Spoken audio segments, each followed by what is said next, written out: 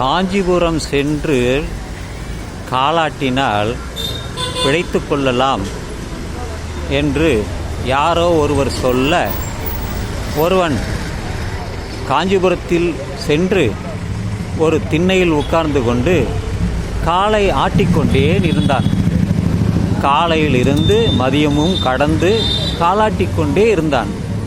அங்கே போனவர்கள் பலர் பார்த்து கொண்டே போனார்கள்.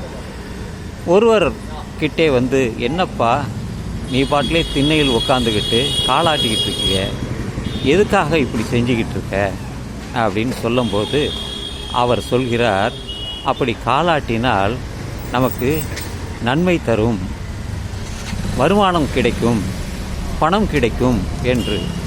அப்பொழுது அந்த வந்தவர் சொன்னார், ஐயா பையனே, நீங்கள் காலாட்டுதல் என்பது தறி செய்தல். அங்கே காலை ஆட்டித்தான் துணிகளை நெய்ய வேண்டும். அதைத்தான் அவர்கள் சூசகமாக காஞ்சிபுரம் சென்று காலாட்டினால் நீ வருமானம் பெறலாம் என்பதுதான். இப்படி திண்ணையில் உட்கார்ந்து கொண்டு நீ காலாட்டுவது அல்ல என்ற பிறகு அவனுக்கு இது கதைதான். இதில் மற்ற விஷயங்களும் உள்ளே இருக்கிறது. என்னவென்றால், காஞ்சிபுரம் என்பது தமிழ்நாட்டிலே ஒரு முக்கியமான கோவில் தலம். பல கோயில்கள் அங்கே இருக்கிறது. கும்பகோணத்திற்கு அடுத்தபடியாக அதிகமான கோயில்கள் இருக்கக்கூடிய ஒரு நகரம் எதுவென்றால் காஞ்சிபுரம் தான். காஞ்சிபுரம் என்றாலே முதலில் கோயில், அடுத்தபடியாக இந்த பட்டு உற்பத்தி, காஞ்சிபுரம் பட்டு சேலைகள். இன்றளவும் திருமணத்திற்காக பலர் காஞ்சிபுரம் சென்று அவர்கள் அங்கே வாங்குகிறார்கள். நான் சில கோயில்களுக்கு சென்று வந்துள்ளேன்.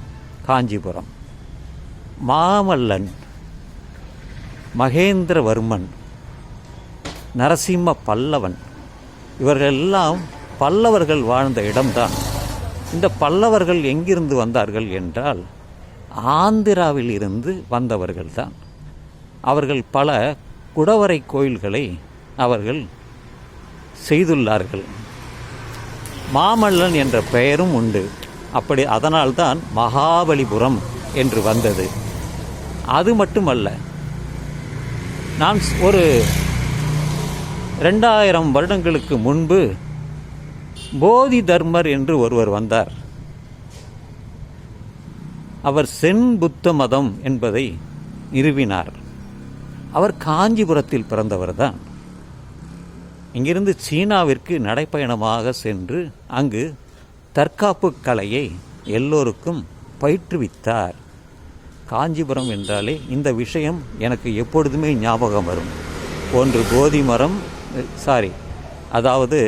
போதி தர்மர், இரண்டாவது பட்டு சேலைகள், மூன்றாவது குடைவரை கோயில், பல்லவர்கள். எனவே இந்த கதையின் மூலம் தெரிந்து கொள்ளக்கூடிய விஷயம் இதுதான்.